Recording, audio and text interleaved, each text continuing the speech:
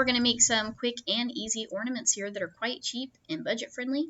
We've got first yard picks. I picked these up for $2.99 each at the At Home store. I love them. They're Victorian looking, they're Halloween, but you can of course pick up picks pretty much anywhere like Walmart, Target, whatnot. And then these, well, it's actually one sign, but the three faces are $2.99. It's also a hanging that's from the At Home store. And I just want to share my little witch ornament. She's pre-made, but she's super cute.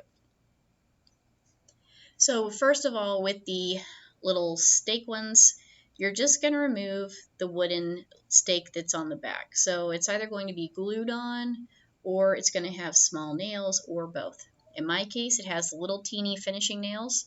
So I'm taking my scraper and I'm just bending those down.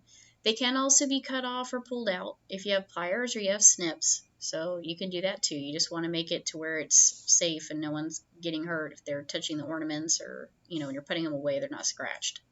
Now the Jack Skellington here is much easier. He's just held together with some tape and some ribbon. And with him, you can either use him as 3 ornaments or as 4 if you want to make the bow tie its own thing. I also think it'd be cute to add that bow tie onto a large ribbon if you want to be able to add like ribbons onto your trees or just in other decor around the house. So once you remove all the little heads here, which again is really easy, you could also with that ribbon decide to put it on, or as bow tie, sorry, to put it on the other heads if you like it better with another expression. I do want to keep it as 3 ornaments with the bow tie on the last head since it's pretty much straight on. So I'm just cutting that so that I don't rip the bow off of there. And then to make everything finished off on the back, you're just going to spray paint the back. I chose the Rust-Oleum satin. It's called Canyon Black. It's got the primer and paint built in, and that's going to help just to give everything a finished look.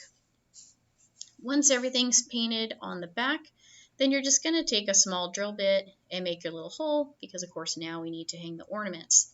If you don't want to do a hole, you could also add ribbon and just add a little bit of hot glue and put the ribbon in a loop and attach it to the top of the ornaments. For Jack, he does have different expressions as well, so you can drill that towards the top, or you could even, if you want him to be looking like a little to the side or up and down, you can drill the hole a little more left or a little bit right, just depending on whatever your preference is.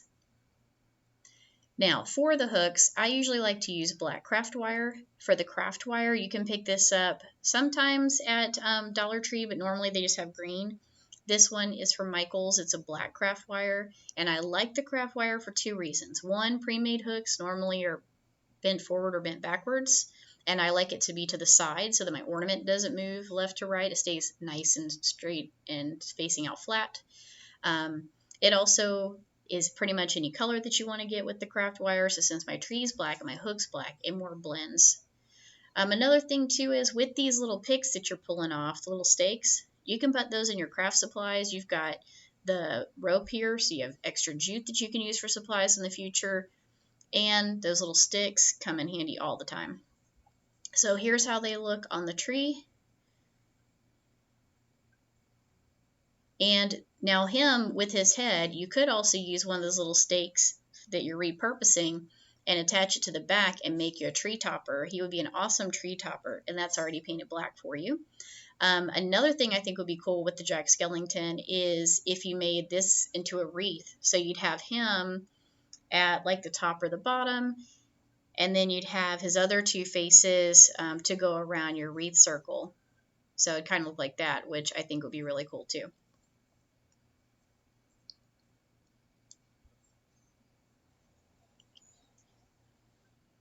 All right, hope this was quick and easy. Hope you like it, and you tune in again in the future. Thanks for stopping by. Remember to like and subscribe.